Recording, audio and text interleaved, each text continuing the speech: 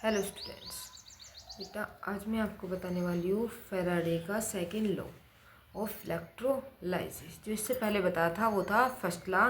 First law में क्या बताया था बेटा कि जितना आप किसी में करंट पास करते हो इतना ही ज़्यादा उसका क्या होगा, जो मास होता है वो डिपॉजिट होगा इलेक्ट्रोड पर। ठीक, कि टाइम या करंट डायरेक्टली प्रोपोर्शनल होते हैं किसके बेटा, आपके डायरेक्टली प्रोपोर्शनल क्या बताया था, डायरेक्टली प्रोपोर्शनल होते हैं आपके चार्ज या किसके, current. Q equal to I T था तो क्या हो गया था आई टी, ये बताया था कल मैंने आपको। अब है इसका बेटा सेकंड लॉ।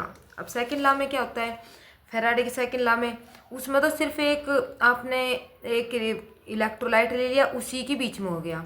लेकिन जो फैराडे का सेकंड लॉ होता है बेटा, सेकंड लॉ में क्या होता है, आप 2 इलेक्ट्रोलाइट या 3 इलेक्ट्रोलाइट या 4 इलेक्ट्रोलाइट ले सकते हैं और उनका एक दूसरे की हेल्प से क्या निकाल लेते हैं, डिपॉजिट मास निकालते हैं।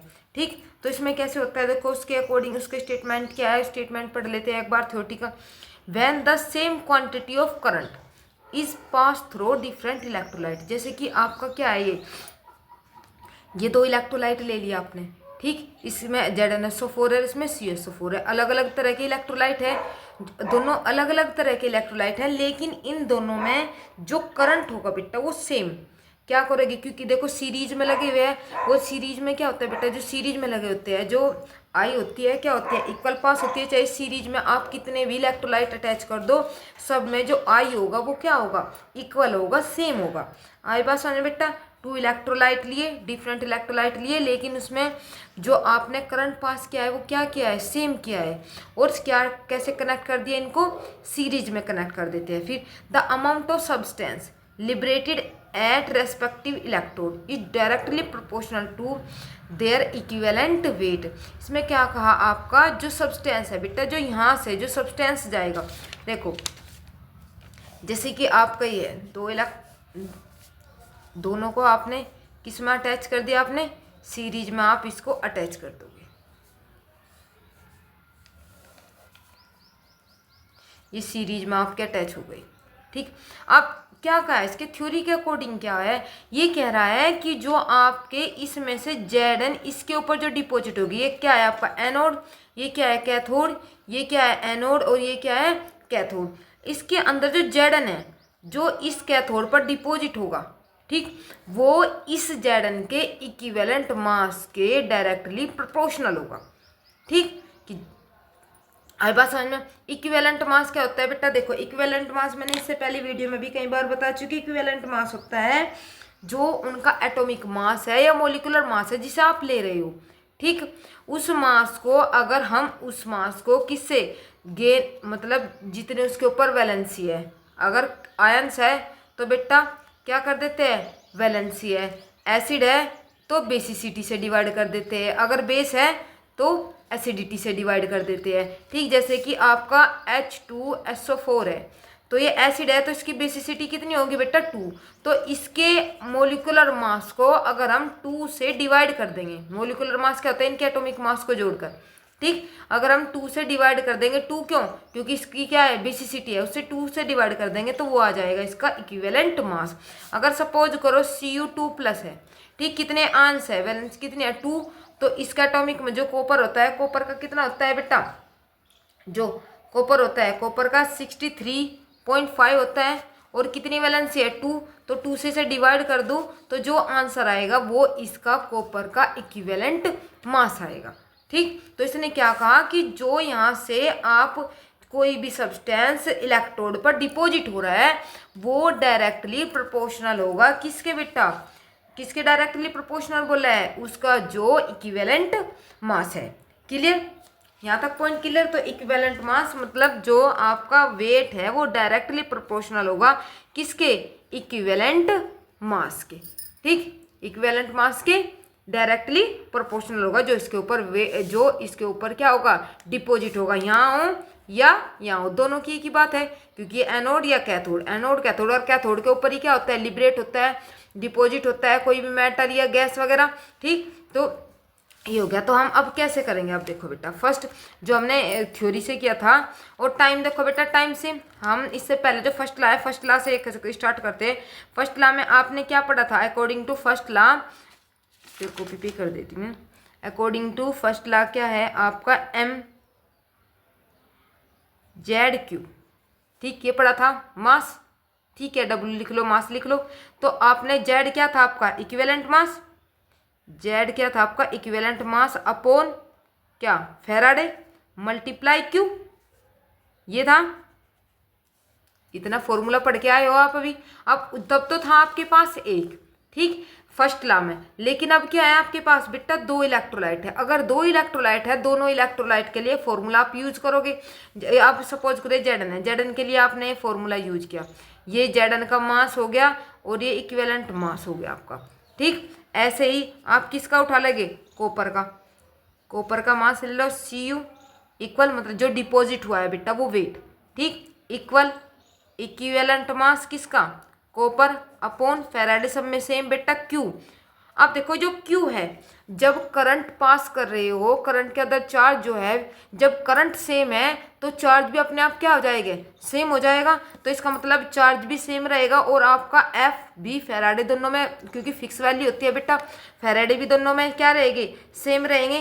तो हम क्या करेंगे, एक इक्वेशन ये हो गई आपकी और सेकेंड इक्वेशन ये हो गई, तो क्या कर देंगे, डिवाइड बोथ इक्वेशन। अब डिवाइड कर दो बेटा, एम एन जेड एन का फॉर्मूला क्या है आपका, यहाँ से ही बता दूं मैं, देखो क्यू सेम है, क्यू सेम है, जब इन्हें एक दूसरे को ये डिवाइड करोगे आप, क्यू सेम है, क्यू से क्यू कैंसिल हो जाएगा, एफ से एफ कैंसिल हो जाएगा, ये तो बेटा कैंसिल आ जाएंगे। ये दोनों के अलग अलग है, क्योंकि एटॉमिक मास अलग, तो इक्विवेलेंट मास भी क्या होगा दोनों का बेटा, डिफरेंट होगा, क्योंकि ये जेडन का है, ये क्या है, कॉपर का है, ये तो नहीं कट होंगे एक दूसरे से। तो कौन कैंसिल हो जाएगा जब एक दूसरे को डिवाइड करोगे, फर्स्ट इक्वेशन को सेकंड से डिवाइड करो, देखो क्यू से क्यू कैंसिल, चार्ज से चार्ज कैंसिल हो जाएगा, एफ से एफ कैंसिल हो जाएगा। तो क्या बच गया, M Z N upon C U, M Z N upon C U equal equivalent mass Z N upon equivalent mass C U. या आप इसे कैसे भी लिख सकते हो बेटा, सिंपल सी फॉर्म में, W1 upon W2 equal E1 upon E2। आप इसको इस फॉर्म में भी लिख सकते हो, आपकी मर्जी, आप ऐसे याद करो या ऐसे याद करो, दोनों एक ही बात है। आप वेट के फॉर्म में याद करो, भाई इतना वेट डिपॉजिट हुआ है, मास के फॉर्म में करो, या इसे इक्विवेलेंट मास को E1 और E2 रख लो। E1 W1 E1 का मतलब फर्स्ट इक्वेशन का है, W2 E2 का मतलब ये दूसरे वाली है। अब देखो, अब क्या करो, ये आ गया आपका किसका फॉर्मूला, ये ही फॉर्मूला है आपका फैराडे के सेकंड लॉ का, ठीक। जो इलेक्ट्रोलाइसिस है ये इसका सेकंड फॉर्मूला हो गया। आपको इक्विवेलेंट मास मैंने बता दिया। अब देखो बेटा, अब उसमें तो फॉर्मूले 3-4 बताए थे, ठीक, इसका यही फॉर्मूला है। इसमें आप क्या करोगे, अब आपको यहाँ पर तो 2 दिए हुए हैं, आपको 3 भी दे सकता है, ठीक। जैसे कि आपका ये है, देखो 1 2 3, 3 भी दे सकता है। तीनों को क्या कर देंगे हम, सीरीज में अटैच कर देंगे। सीरीज में लगाने के बाद AgNO3 ZnSO4 CuSO4 इस तरह हो जाएगा। तो फिर हम एक दूसरे की हेल्प से सिर्फ वही formula E1 upon W1 upon W2 और E1 अपॉन E2, उसी फॉर्मूले से हम तीनों चारों सारे निकाल सकते हो आप, ठीक है बेटा। अब देखो, सबसे पहले अब ये इसके ऊपर आपको एक क्वेश्चन करा देती हूँ, ठीक है। अब देखो ये क्या कह रहा है क्वेश्चन, देखो मैं आपको क्वेश्चन कराती हूँ कैसे क्वेश्चन आएंगे बेटा इसके ऊपर। 3 इलेक्ट्रोलाइट सेल ABC, ठीक, 3 electrolyte cell ABC containing solution of ZnSO4। देखो बेटा, उसने कहा 3 सेल है, ठीक है, उनमें कौन कौन से इलेक्ट्रोलाइट है, ZnSO4 है, AgNO3 और CuSO4 है। बना दिए, कनेक्ट कर दिए, ठीक। Through them until 1.45 gram of silver deposit. देखो डिपॉजिट की बात करिए, इसका मतलब ये सिल्वर का वेट दे दिया। आई बात समझ बेटा, सिल्वर का क्या दे दिया, वेट दे दिया। तो एट द कैथोड पर ऑफ द सेल बी। अब देखो बेटा, how long did the current flow. एक तो क्या पूछ रहा है, वो करंट हम कितने टाइम तक, जितना ये मास डिपॉजिट हुआ है, ठीक। तो इसमें कितना करंट पास करे कि इतना मास ये वेट डिपॉजिट हो जाए। एक तो ये क्वेश्चन पूछ रहा है ये। फिर क्या कह रहा है, what mass of Cu and zinc were deposit.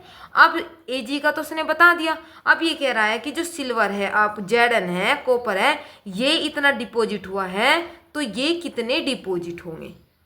ठीक। थ्योरी में देखो एक बार और मैं इसकी वो बता रही हूँ बेटा। उसने जो फैराडे का सेकंड लॉ है, फैराडे के सेकंड लॉ में कहा था उसने, क्या कहता है कि आप अगर किसी अलग अलग तरह के जो इलेक्ट्रोलाइट ले रहे हो, हम जितने टाइम तक, जो टाइम है वो तो क्या रखेंगे, सेम रखेंगे। जो टाइम है बेटा क्या रखेंगे, दोनों में सेम रखेंगे। तो जितना इलेक्ट्रॉन जो उस पर वेट डिपॉजिट होगा आयंस का, वो उसके किसके इक्विवेलेंट मास के डायरेक्टली प्रोपोर्शनल होगा। ये बात कही उसने सेकंड लॉ में कि जो मास होगा वो डायरेक्टली प्रोपोर्शनल होगा किसके, इक्विवेलेंट मास के। ठीक। अब आप इसमें किसी कितने भी ले सकते हो। अब इतनी तो बात हो गई। अब सबसे पहले निकाल लेंगे हम करंट कि इतना डिपॉजिट होने के लिए आपको कितना करंट चाहिए। तो आपको पता है फॉर्मूला क्या होता है, हम पहले पढ़ चुके बेटा। W इक्वल टू, देखो Z था, Z क्या होता है बेटा आपका, Z इक्वल टू मैंने क्या बताया हुआ है, Z का फॉर्मूला लगा था अपना, Z E अपॉन एफ था इंटू एन फैक्टर और मल्टीप्लाई आई मल्टीप्लाई टी, ये वाला फॉर्मूला था। वो फॉर्मूला हम आप यहाँ यूज करेंगे। तो atomic weight of silver multiply I multiply T upon क्या जाएगा बेटा, एन फैक्टर। देखो बेटा ये है आपका जो एटॉमिक वेट ऑफ सिल्वर है, और अपॉन क्या है आपका, एन फैक्टर है। ये पूरा का पूरा आपका इक्विवेलेंट मास है। अगर उसने आपको अपने आप ही डायरेक्टली इक्विवेलेंट मास दे दिया तो एन फैक्टर और एटॉमिक सिल्वर नहीं रखने की जरूरत। आप सीधा क्या करोगे, डायरेक्ट कौन सा फॉर्मूला लगा दोगे, ई मल्टीप्लाई आर इंटू टी और अपॉन एफ। बस, ना एन फैक्टर चाहिए ना ही आपको एटॉमिक मास चाहिए, सिर्फ सीधा क्या आ जाएगा, ई आ जाएगा आपका। क्लियर बेटा। अब देखो इक्विवेलेंट मास बता दी बेटा अब मैंने आपको। तो क्या हो गया आपका 96, ये फैराडे की वैल्यू होती है बेटा, और एन फैक्टर। एन फैक्टर क्यों, जो इलेक्ट्रॉन वो लॉस कर रहा है या गेन कर रहा है, जो उसकी वैलेंसी है। जब तो इक्विवेलेंट मास से निकलेगा। तो बेटा इक्विवेलेंट वेट कितना दिया है आप, अब आपको देखो वेट भी दिया है उसने। ठीक। एटॉमिक वेट, इसका मास भी आपके पास सिल्वर का। ठीक। आई भी है, एन फैक्टर भी है, क्योंकि एन एजी के ऊपर कितना चार्ज होता है, 1 चार्ज होता है ना, एजी प्लस। तो कितनी वैलेंसी होती है 1, तो एन की जगह क्या आ जाएगा 1। तो क्या निकालना है आपको, टी निकालना है। तो टी हम इधर ही रख लेंगे। तो क्या आ जाएगा आपका, वेट कितना दिया है इसका 1.45 इंटू 96। अब देखो इनकी वैल्यू पुट कर दो आप, 96500 इंटू 1, क्योंकि ये देखो बेटा इधर जाएंगे। वेट कितना है 1 पॉइंट, देखो बेटा ये इधर जाएंगे तो W कितना दिया है 1.45 मल्टीप्लाई ये मल्टीप्लाई एन फैक्टर अपॉन जो ऊपर है कहाँ जाएंगे, अपॉन में एटॉमिक वेट ऑफ सिल्वर की, एटॉमिक मास कितना होता है बेटा सिल्वर का 108 और इंटू 1.5 क्या दिया उसने, क्या दिया हुआ है, करंट दिया हुआ है। तो आप यहाँ पर करंट की वैल्यू लिख दो 1.5। अब इसकी जो कैलकुलेशन करोगे बेटा वो आ जाएगा आपका, क्या आ जाएगा 14.39।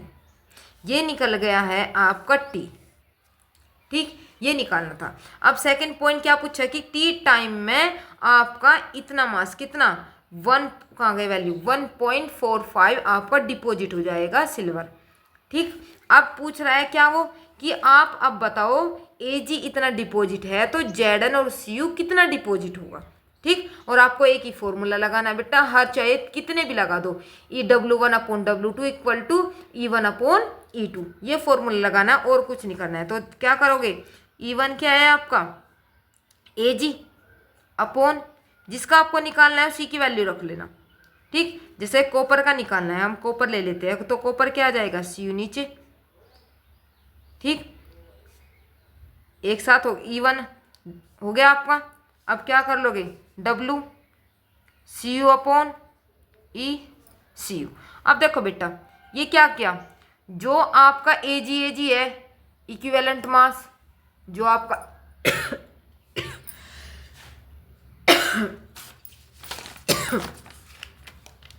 W1/W2 था बेटा, E1/E2 था। ठीक, W1 हो गया आपका Ag, W2 ले लिया आपने Cu। E1 क्या है बेटा आपका Ag और E2 क्या है Cu। जो Ag वाले है वे क्या कर लिए हमने, एक तरफ ले लिए, WAg/EAg और इक्वल WCU/ECU, ये कर लिया हमने एक तरफ। जो सिल्वर है वो दोनों एक तरफ, जो एटॉमिक मास और एटॉमिक मास है वो तो क्या कर दिया, एक तरफ कर दिया, सिल्वर का और कॉपर का एक तरफ कर दिया। अब इनकी वैल्यू रख देंगे बेटा, देखो ऐसे रख दिया। अब रखने के बाद इनकी वैल्यू रखो, देखो Ag के पास हमारे पास वेट भी है, जो Ag है उसका वेट भी है, देखो साफ सा लिख देती हूँ मैं, वेट है ना, वेट Ag/, क्योंकि ऊपर से इधर नीचे आएगा तो EAg, तो वेट कितना दिया है 1.45 इक्विवेलेंट मास बेटा देखो हम पहले ही निकाल लेंगे, वहाँ ना करके इक्विवेलेंट मास Ag का एटॉमिक मास होता है बेटा 108, और कितने चार्ज होते हैं इसके, एक 1, तो इक्विवेलेंट मास कितना आ जाएगा 1, तो 108 ये आ गया इसका इक्विवेलेंट मास। अब वेट ये आपको निकालना है कॉपर का, उसने दिया हुआ नहीं है। Cu का कितना होता है 63.5, ये तो होता है एटॉमिक मास कॉपर का, क्योंकि आपको इक्विवेलेंट मास रखना है ना, इक्विवेलेंट मास रखना है तो कॉपर के ऊपर कितना चार्ज होता है 2, तो 2 से डिवाइड कर दोगे। जब हम 2 से डिवाइड करेंगे इसकी वैल्यू आ जाएगी बेटा 31.75, तो यहाँ पे रख देंगे 31.75, इसकी इधर मल्टीप्लाई और इसकी इधर मल्टीप्लाई, तो क्या निकल जाएगा WCU = 1.45 इंटू 31.75/108, और जब हम इसे बेटा कट करेंगे इसका आंसर आ जाएगा आपका 0.426 ग्राम। ये आ जाएगा आपका किसका वेट कॉपर का, बिल्कुल सेम। देखो बेटा जिसकी उन्हें वैल्यू दी रखी है उसे तो रखना फिक्स।